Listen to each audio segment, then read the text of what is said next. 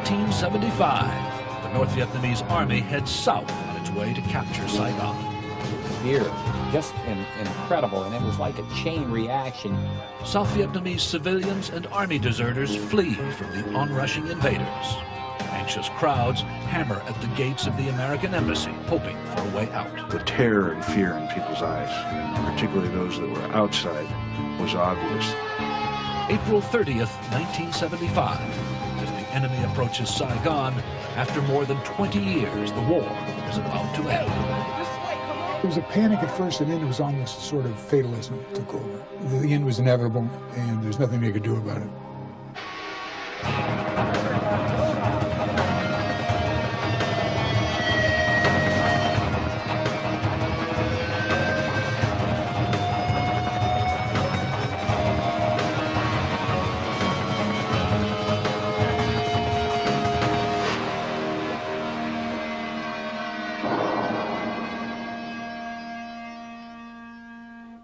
I'm Jack Smith, and these are stories of the Vietnam War, told by the people who know it best, those who fought it.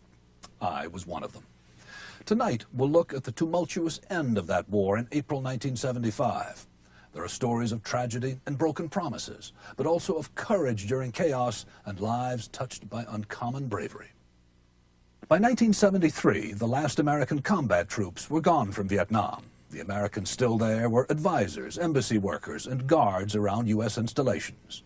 And by 1975, Hanoi was ready for the last push south, the final offensive.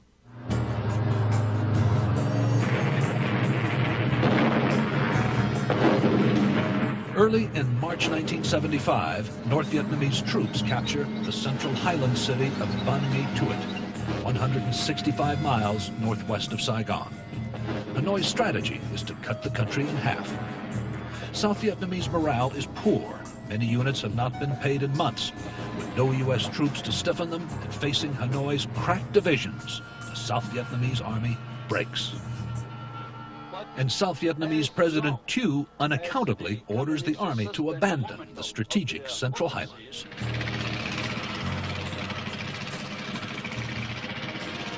Frightened refugees and soldiers clog the roads across the center of Vietnam and south to Saigon. By March 16th, the flight of panicked Vietnamese becomes known as the Convoy of Tears. Ken Kashiwahara is there for ABC News. All you would see would be people carrying what looked to be everything they owned on their backs, or pulling it along carts, heading south. I mean, it was an incredible convoy, if you will, of people who were abandoning their homes, abandoning the safety of wherever they lived, and just moving. I'm not sure whether they knew where they were moving. All I think they knew was they were moving south. And so the roads were just clogged with people carrying anything they could and heading south. Demoralized Southern soldiers lead the flight through the mountain passes of central Vietnam as North Vietnamese troops continue their relentless march toward Saigon. Walter Sparks, a Marine Guard stationed at the American consulate in Da Nang, 380 miles from Saigon, recalls the mood of the people. You could see that panic. And it was almost like they didn't need to run, but because everybody else was running, I'm going to run too. A lot of soldiers would throw their uniform away and their weapons, put on their black pajamas, and go home. Frank Snepp, a CIA military analyst in South Vietnam, knew earlier than most that the South Vietnamese army would not stand and fight.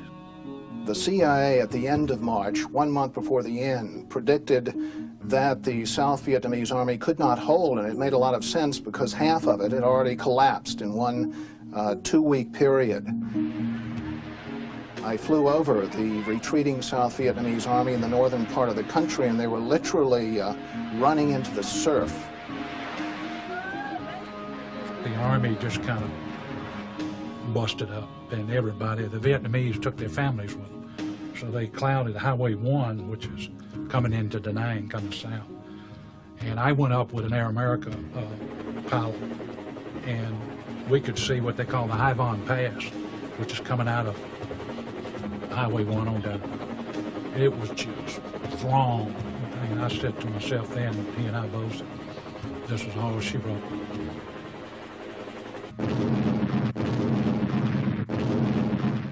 In December 1974, feeling confident it can end the war, Hanoi decides to test Saigon's and America's will. That month, North Vietnam captures the sparsely populated province of Phuoc Long, only 66 miles north of the capital. To Hanoi's surprise, the South Vietnamese and the United States do not react to its bold move. Meeting with little resistance, North Vietnam then launches its massive conventional armored assault against South Vietnam. Its troops are all regular army, thus ending the myth of guerrilla warfare forever. North Vietnamese tanks overrun one city after another. The old imperial city of Hue, mostly destroyed during the Tet Offensive in 1968, is shelled, and now there are more than 250,000 frightened refugees jamming the road south. With no American troops in Vietnam, Congress has drastically cut money and supplies to Saigon. Under attack, the South Vietnamese military is fast running out of arms and ammunition. South Vietnam's President Thieu orders his armed forces to abandon Hue, 398 miles north of Saigon. On March 26th, 16 days into their offensive, the Communists raise their flag over that ancient city for the first time since the Tet Offensive. It is now impossible to stem the flow of refugees as the people move headlong down the coast. As many as 6,000 Americans, among them government officials, construction workers, and journalists, still remain in South Vietnam. They begin to worry about their fate, but all they can do is watch and wait, unsure of the outcome. General Homer Smith commanded troops in Da Nang in 1969 and 1970, and he is now the United States Defense Attaché to the South Vietnamese government. When the North Vietnamese closed the Hai Van Pass, people had to come out by ocean, and so it was almost another Dunkirk. The capabilities of Da Nang were just not enough to support that big a population, and so we actually sent merchant ships up there to help evacuate the people who were coming out. People of all ages crowd into small boats, barges, and freighters that choke the coastline.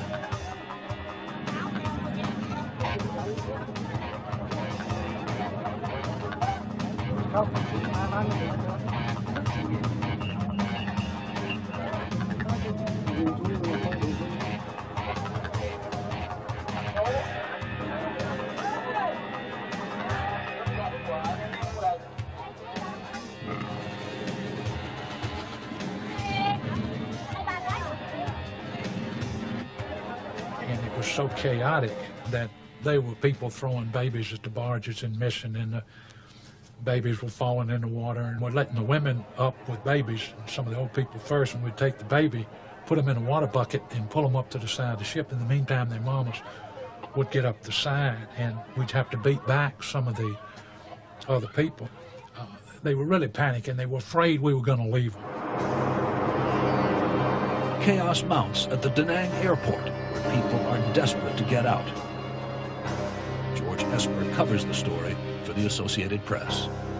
One evacuation plane from Da Nang had a South Vietnamese clinging to the landing gear.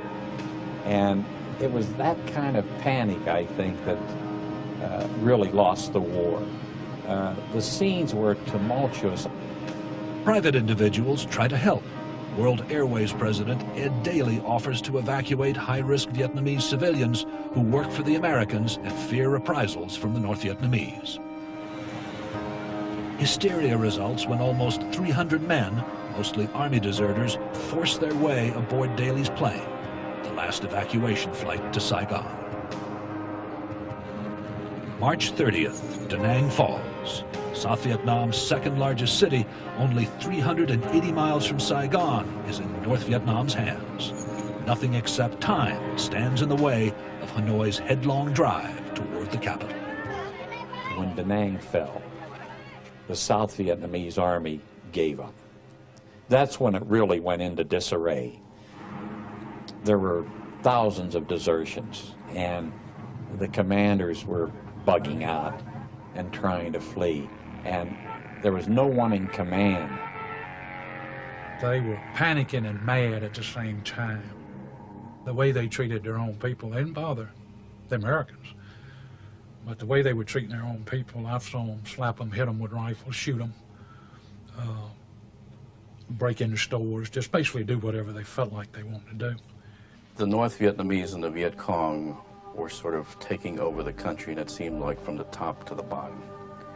There's sort of this wave coming down the country. And at one point, I remember we flew up to Quy Nhon, which is on the central coastline. Spent the night there. There was no, people were just leaving the city. Off in the distance, I can hear artillery fire, and that just seems to quicken the tempo of exodus from this city. So I remember going to the airport and finding the airport absolutely deserted. The control tower was deserted. Everybody was gone because the North Vietnamese were coming into the town. Kashiwahara and his crew talk their way onto one of the last flights to Saigon.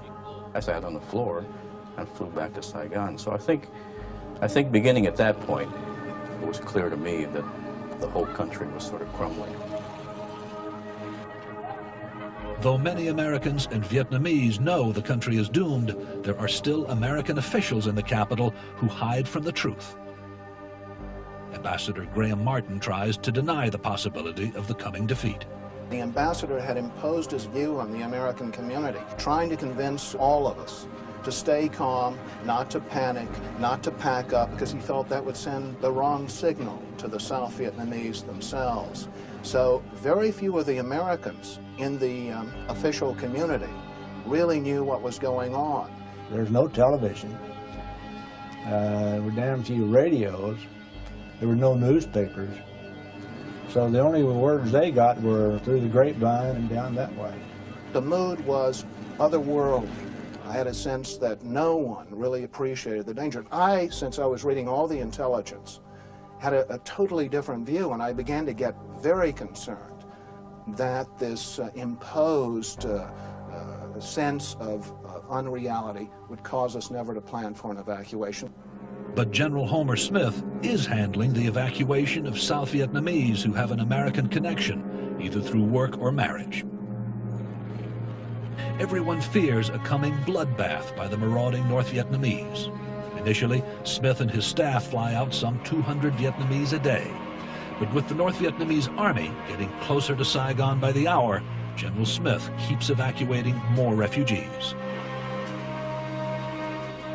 On April 2nd, Ed Daly of World Airways again decides to assist the evacuation on his own. This time, he flies out 58 orphans who would be left behind when Saigon falls. His unauthorized flight gets so much publicity, it becomes a goad to action inside the Ford White House. The State Department tells General Smith to start evacuating thousands more Vietnamese orphans.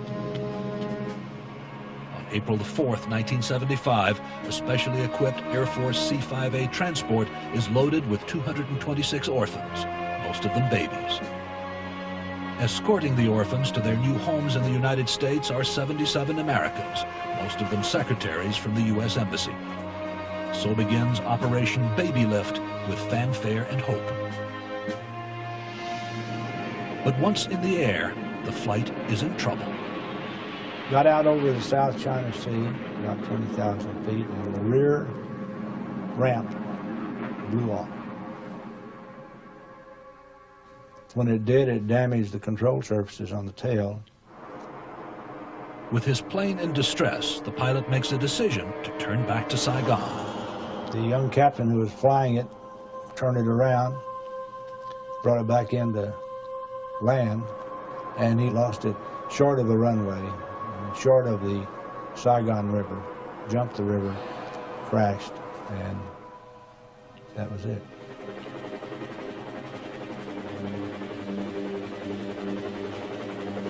I recall my exec coming in and saying, "Boss, we have a disaster. The C-5 just crashed toward the air base," and you could look out and you could see the smoke coming. 138 die in the crash, including 78 orphans, 39 civilians and military, and 11 crew members. We set up a morgue over at the Seventh-day Adventist Hospital, brought bodies over there. We had a few survivors, and they were taken to the hospital. It was a shattering incident. Marine Steve Hasty takes part in the rescue operation and cannot forget what he saw. I can remember when we were taking the body parts off the helicopters. We would run forward with stretchers and basically just scrape the body parts off the deck of the helicopter and onto the stretchers, and then cover it with a sheet. Although the first baby lift is an unexpected catastrophe, the United States continues to successfully fly out thousands more orphans.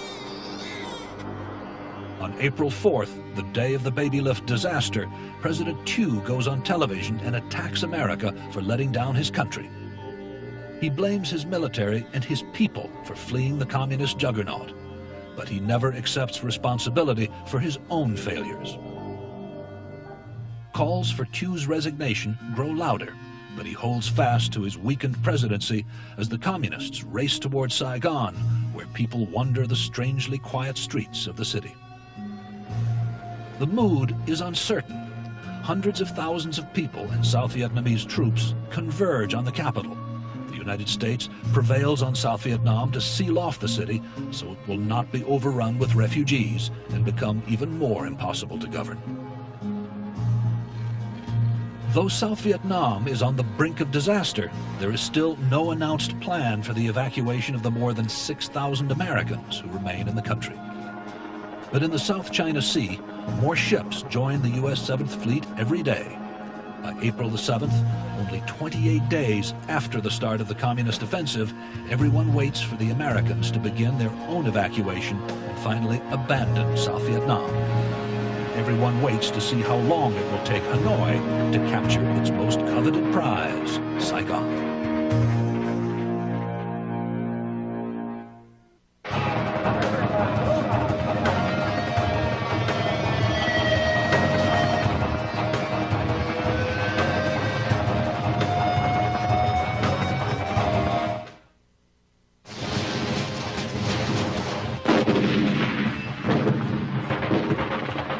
By the end of the first week in April, North Vietnamese troops control most of the country north and west of Saigon. They are closer than ever to taking the capital. Then on April the 8th, there is a stunning event.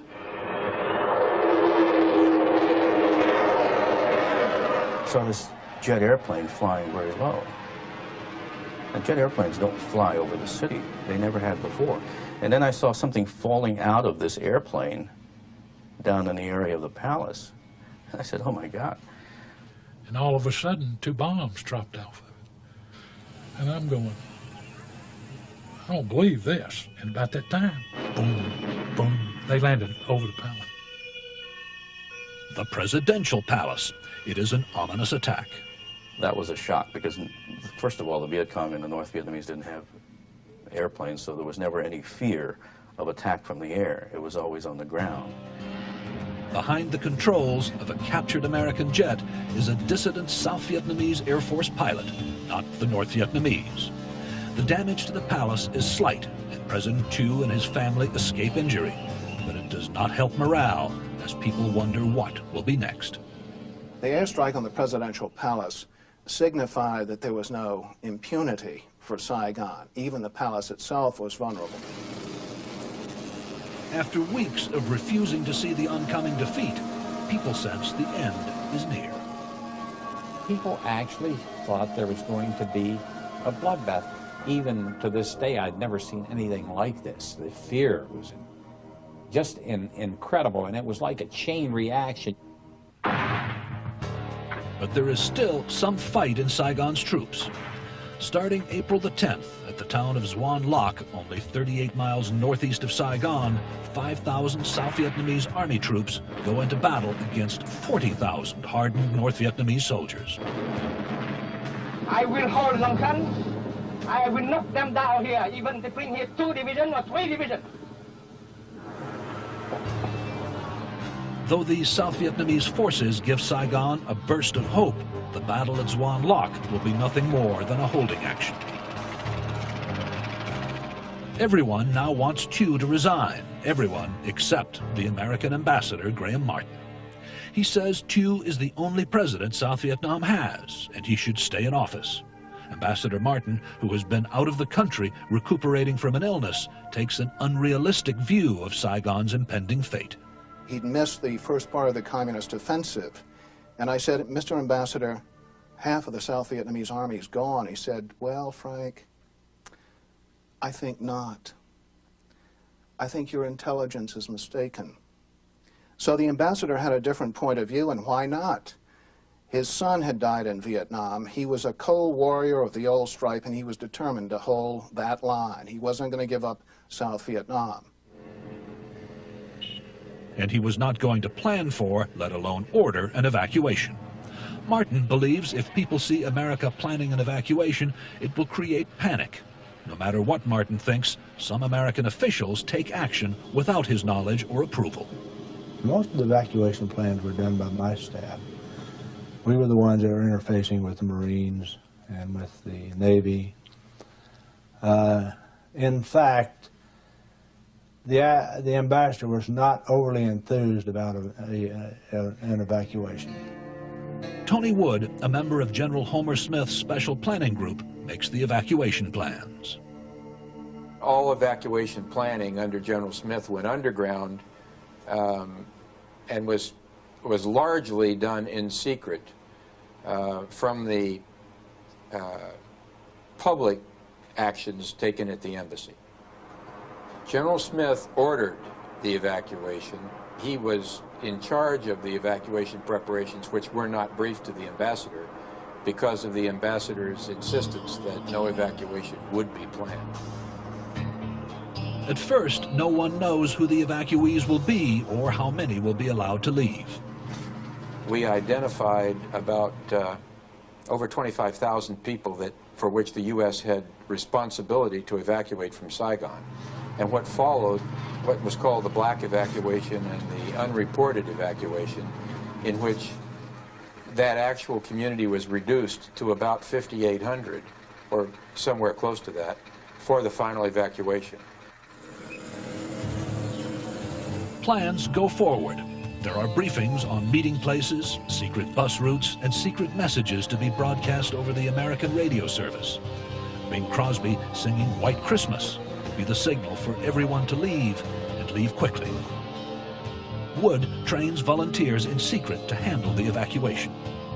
The fact that we had volunteers and not military personnel was because the ambassador would not permit any active evacuation planning or training.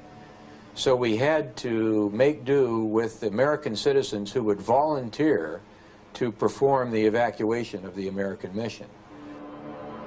As the North Vietnamese close in on Saigon, many believe the final evacuation will come sooner than anyone expects. April the 15th, the Communists blow up the ammunition dump at Bien Hoa Air Base, only 22 miles from Saigon. April 16th, over Graham Martin's objections, President Ford tells the American embassy that all non-essential persons must leave Saigon. April 18th, an advance guard of North Vietnamese soldiers attacks the outskirts of Saigon. By now, the Communists control 2/3 of the country, and the main North Vietnamese force is only 100 miles from the capital. April 21st, after 11 days of hard combat at Xuan Loc, the remaining 600 South Vietnamese troops go down fighting. Swan Lock falls. That night, President Thieu goes on television, and in a final scathing anti-American speech, he resigns as president of South Vietnam. When I arrived at the house, at the mansion, all of a sudden a number of Thieu's aides came running across the driveway with bags, heavy bags.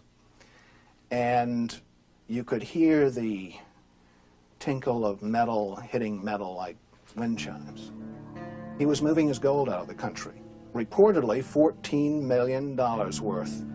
Then I caught the whiff of whiskey in the car. Thieu had been drinking heavily. He had shipped out most of his favorite art to Hong Kong. He was moving his gold out of the country, and he started weeping. He started weeping. Thieu is a broken man fleeing a country on the brink of defeat. Despite Ambassador Graham Martin's futile hope of a peaceful settlement, on the streets and around the American embassy, the number of people clamoring to get out increases tenfold. Hanoi is ready to move in for the kill, while Saigon and Washington hold their breath.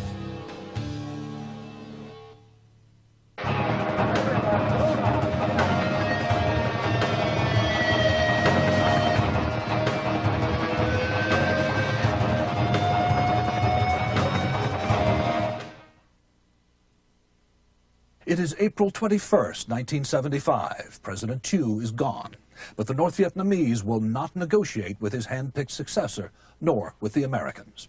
Hanoi's ultimatum: all Americans must leave. It even delays its final push into Saigon to give them time to get out, but the evacuation is already underway. By April 22nd, 1975, only 44 days into their assault on South Vietnam, Hanoi knows it can easily take the capital. But it delays a final military strike, fearing American reprisals if Americans die in their attack. In Saigon on April the 25th, Colonel Harry Summers assesses the mood of the capital. It was almost sort of fatalism took over. The end was inevitable, and there's nothing they could do about it. And there was some quasi-panic at the U.S. Embassy, probably people trying to get in the embassy, but the rest of the town was quiet. I mean, very quiet, as a matter of fact, strangely quiet. In Washington, President Gerald Ford and Secretary of State Henry Kissinger are nervous. So we were getting all these calls from Washington saying, get this person out, get that person out, get the other person out. They had lists of people they wanted to evacuate it. So we ran a lot of, I guess what could be called black operations of picking people up, specific people, and evacuating them. Despite careful planning, there is no guarantee if and when there will be a mass departure of Americans and Vietnamese. We fully assumed after about the 20th of April that it could come at any time. We were literally sleeping in an hour or so at a time from that day on because of the tense situation in the country. Despite the fear and tension, the flights from Tan Son Nhut Airport outside Saigon, protected by U.S. Marines, are still orderly. People wait 3 or 4 days to get out, and there is no panic. But for the final evacuation to run smoothly, the planners have other concerns. Our concern in Saigon was that you cannot predict the rate of collapse, and the city was so large and had the population so intense at this point that we thought we would only have, at best, 12 hours after we began in order to complete our actions. The strategy is to move people by helicopter and buses to the airport. They select more than a dozen meeting places and pickup points. They name bus routes in Saigon after trails of the Old West, Chisholm and Oregon. And who do not know how to drive a bus become drivers. The whole concept here was to try to bring out as many people as possible on the evacuation routes using armored buses, which we had armored inside so they didn't show. That worked, as it turned out, pretty well. In the last days of April, Big Min, a former general and an opponent of Nguyen Van Thieu, becomes the leader of what remains of South Vietnam. Hanoi is willing to negotiate with Big Min, but the superstitious general will take office only when the planets are properly aligned. But Hanoi cannot wait. In the pre-dawn hours of April 27th, enemy rockets hit Saigon's waterfront and partly destroy a Saigon slum. The noose tightens around the desperate city. Saigon is very tense. John Valdez is one of 11 Marines at the American Embassy, where crowds gather hoping for a way out. There were people all around all the gates in the embassy, you know, people trying to get out. And there was a lot of traffic. I remember that very well, which made it very, very hard for some of the vehicles that were still evacuating people to Tan Son Nhut, or even the buses, made it very, very difficult for them to move. At Tan Son Nhut Airport, Marine Ted Murray senses a mood of uncertainty as people still wait calmly for the next plane out. Everybody had a fatalistic attitude of, this is the end, let's get out of here. Everybody knew from the past couple of weeks that it was just a question of time. How much time do we have? How much time is left? How many people can we get out? Everybody wanted to get out. April 28th, Hanoi blasts Saigon's Newport Bridge with rockets. South Vietnamese troops clash with North Vietnamese infantry trying to cross the bridge into the city.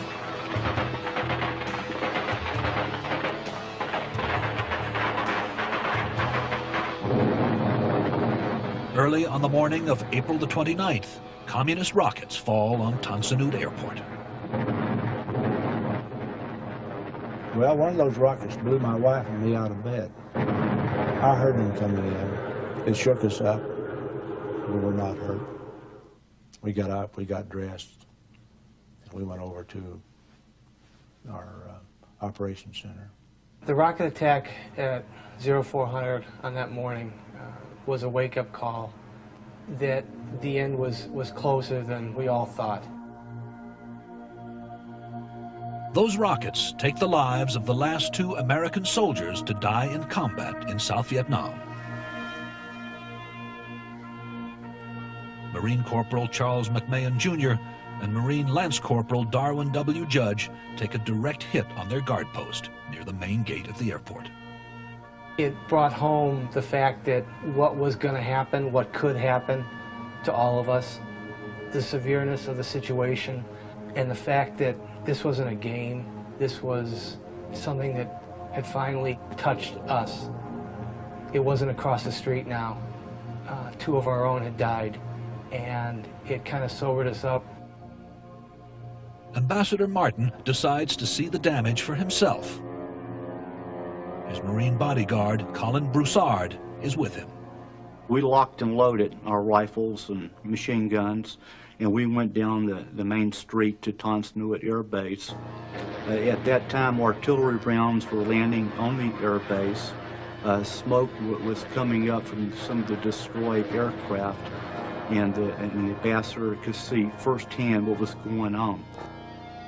Clearly, the runways are beyond repair. And after conferring with General Homer Smith, Martin calls Secretary of State Henry Kissinger in Washington and tells him he will end all fixed-wing flights from Saigon. So begins the evacuation by helicopter between Saigon and the fleet in the South China Sea. Pilot James Bolton starts flying that day and doesn't rest until he completes his mission. There was a lot of burning, black smoke coming up from the airport. They had been shelling the airport for some time. That's why the helicopters were going in now, because the shells were coming in on the airfield. The runways had been damaged, so fixed wing was terminated. Helicopters, of course, we were already in the air now, and it was a go. We had no problems whatsoever out of Tan Son Nhut. No crying mothers, screaming grandmothers, no. We had a little bit of consternation that morning because 2 more of those rockets, one of them landed up there and wounded a couple of people. Pilots call the helicopter landing zone at Tan Son Nhut Airport the Alamo. It is America's last stand at what was formerly one of the busiest airports in the world. When all designated evacuees are finally in the air, the helicopter pilots then shift their attention to the American Embassy. Operation Frequent Wind is about to begin.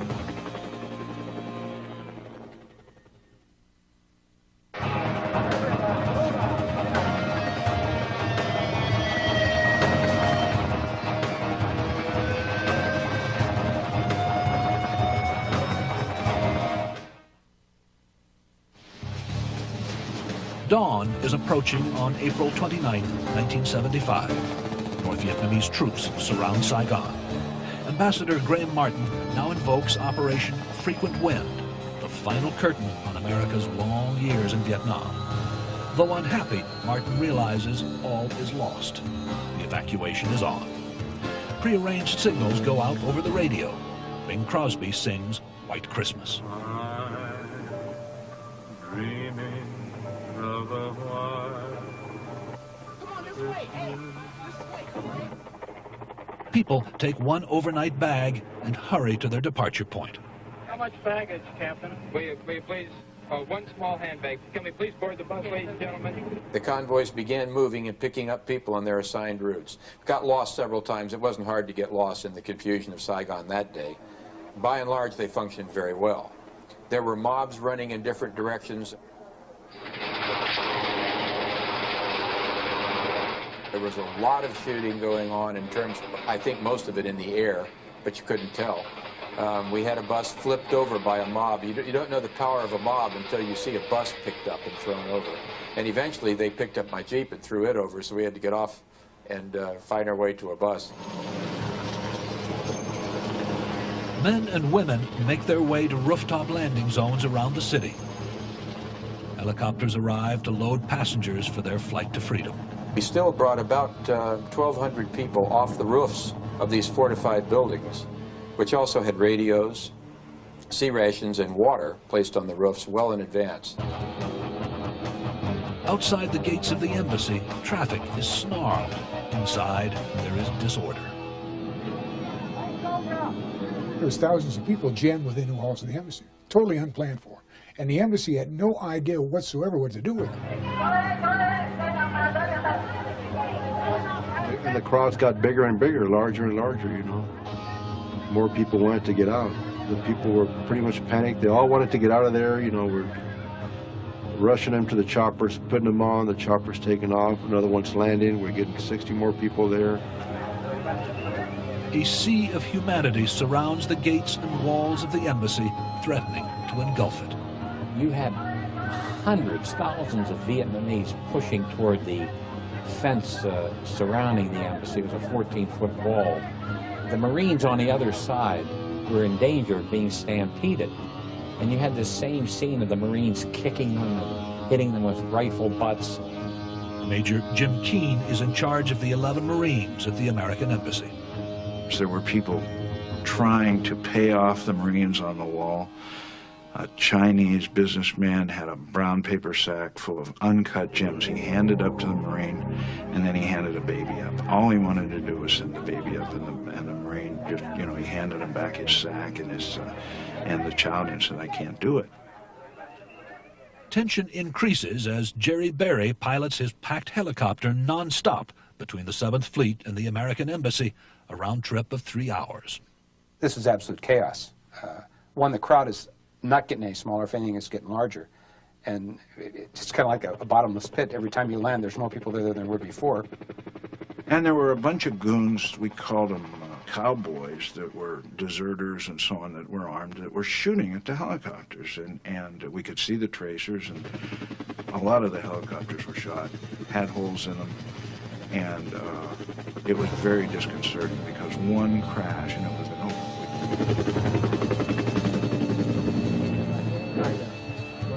Fearing revenge from the North Vietnamese, South Vietnamese soldiers desert in droves. They discard their uniforms and change into civilian clothes. Then they become part of the crowds warily wandering the streets. Along with other Saigonese, they break into and loot the main American commissary and deserted American residences.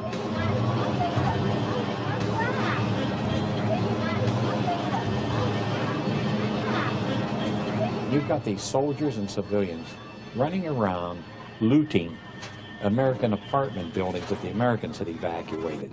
They were taking refrigerators, stereos, any leftover food. These people were thugs. I mean, they really were. They were hoods. The last-minute evacuation by helicopter is surprisingly orderly, but there is confusion and shock among the Vietnamese. Families separate. They arrive on different ships, and some relatives are left behind. Toby Hainsworth is a sailor aboard the carrier Midway when refugees arrive. The people themselves were very subdued. They were quiet. It seemed to me there was a mixture of a relief that they had gotten out, fatigue, because many of them had traveled many miles to get to Saigon in hopes of getting out one way or the other, sadness at having left home. Suddenly, a flood of South Vietnamese Army helicopters carrying unauthorized refugees fills the skies over the South China Sea. Gunnery Sergeant Russell Thurman has a front row seat on his evacuation helicopter. Guy was like black with helicopters. So, needless to say, tensions were kind of high because those helicopters were trying to land on our ship. It was just amazing to see them flying out in hopes of finding the fleet and in hopes of being rescued. They had no guarantees. Each rogue helicopter carries women, children, grandmothers. All are low on fuel. 2 and sometimes 3 try to land on the ships at the same time. Some ditch at sea.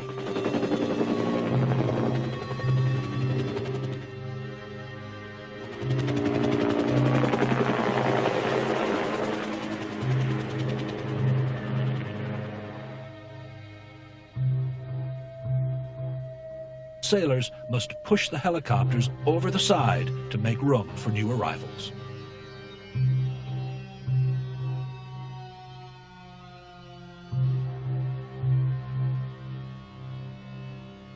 This helicopter landed and all these people came off, and they were going to push the helicopter over the side, which, because we had just maxed out deck space, and they were about to push it over the side, and one woman just went berserk.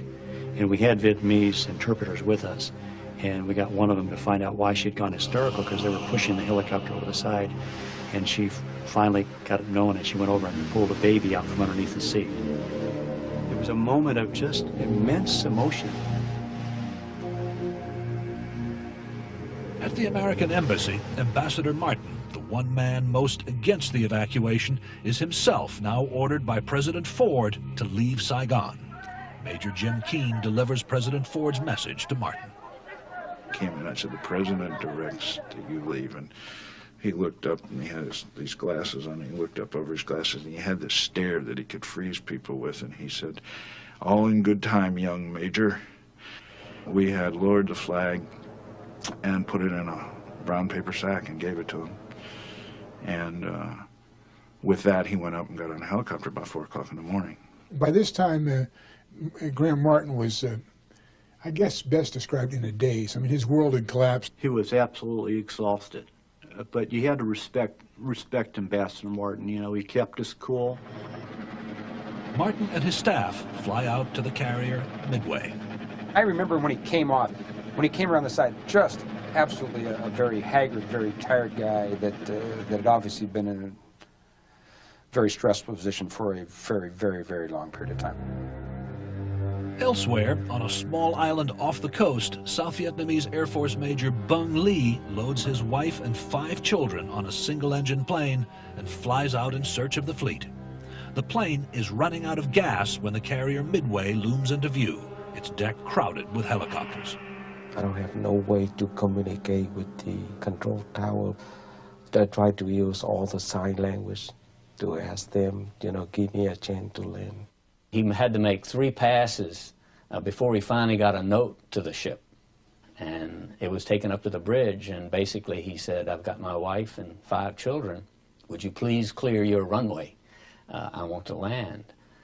And I asked them, try to rescue my family, move the helicopter, and I believe I can land on that carrier. The Navy clears the deck of helicopters so the small plane can land. And as he came across the flight deck, the little plane fluttered. He landed it on the carrier perfectly. And out comes the major, his wife, and step ladder, the 5 little kids that came out. It was a tremendously dramatic moment. Without warning, Washington ends the airlift prematurely, leaving behind 460 people at the American Embassy in Saigon. We abandoned the firemen who had volunteered to stay to the very end in case there was a helicopter crash. We abandoned this German priest with his refugee children. We abandoned the CIA people from the Korean embassy who were all executed later. It was just a very distasteful thing. And it was done by accident. It was done not by design, but because there was a breakdown in communication. It was the Vietnam War in microcosm. Great intentions and poor performance. But 11 American Marines still remain at the embassy. They booby-trap the stairways and make their way to the roof. Vietnamese looters are already inside the embassy. Fully armed Marines hunker down and wait for 2 more hours before a helicopter arrives to carry them to the 7th Fleet. We waited and we watched the sun come up. And we saw Big Min and his motorcade come down the main street. Well, we could still see all the chaos going down there. Masses of people on the street, cars, the confusion in the embassy compound. By this time, you could see the North Vietnamese tanks that are coming by the side that are on their way to a presidential palace. There was a huge sun. And then this lone 46, comes in out of the sun when we're sitting up on the roof. It is 7:50 in the morning, April 30th, 1975. It takes the 11 Marines 2 minutes to board, and by 7:52 they head out to the South China Sea. Swift 22 says he is out at 23:53 with 11 tanks on board, including the commander. All the Americans are out. That is it. For a moment, we thought they really had forgotten us, And I guess saying to myself, it's finally over, We're finally getting out of here, and going back home. As the last Marines fly over the city, looters carry away everything they can from the empty American embassy.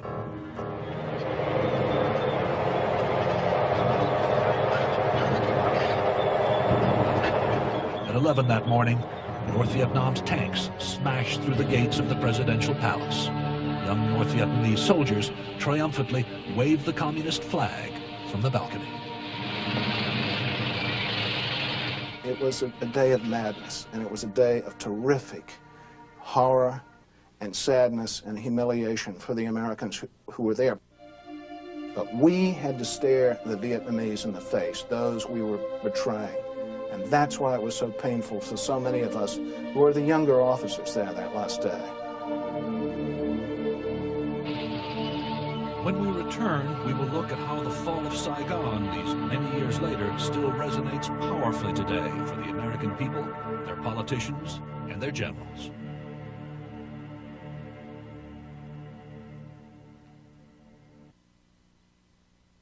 After 12 years and 58,000 American lives, it was over. Saigon was now Ho Chi Minh City. The war in Vietnam had ended not in victory, but in a rout. Ironically, in the last offensive of the war, the North Vietnamese took the same route that military planners had feared they would take 10 years earlier, when the Battle of the Ia Drang, the first decisive battle of Vietnam, stopped the North Vietnamese army in its tracks. To everyone's relief, the feared bloodbath, in Vietnam at least, never materialized.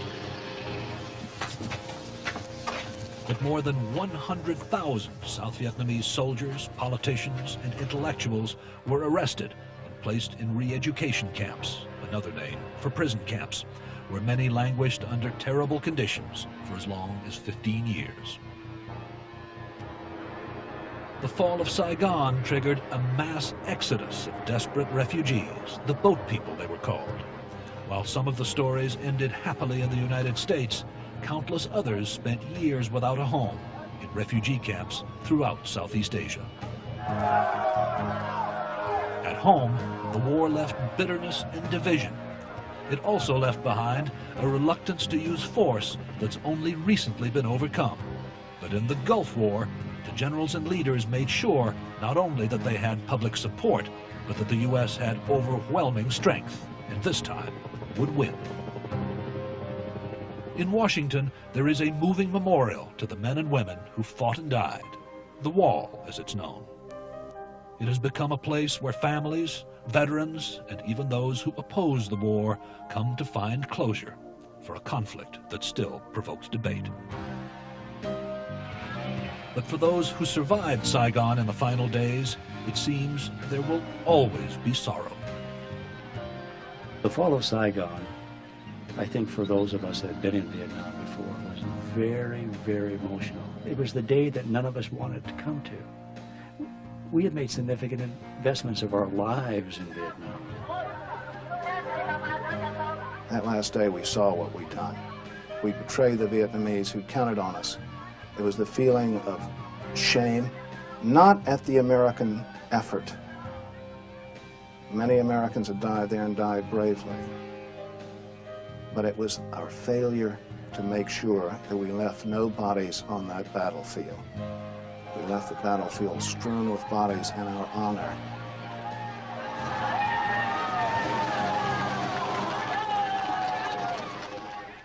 A personal note, I went back to Vietnam a few years ago, back to the killing fields in the Central Highlands where I nearly died in 1965.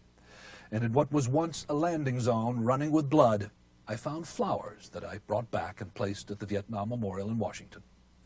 Like a lot of other veterans, I began letting go. In 1997, the first American ambassador since Graham Martin took up his post in a unified Vietnam. That ambassador, Pete Peterson, was himself a veteran of the Vietnam War, an Air Force fighter pilot who was shot down and spent 6.5 years as a prisoner of war. I'm Jack Smith. Good night.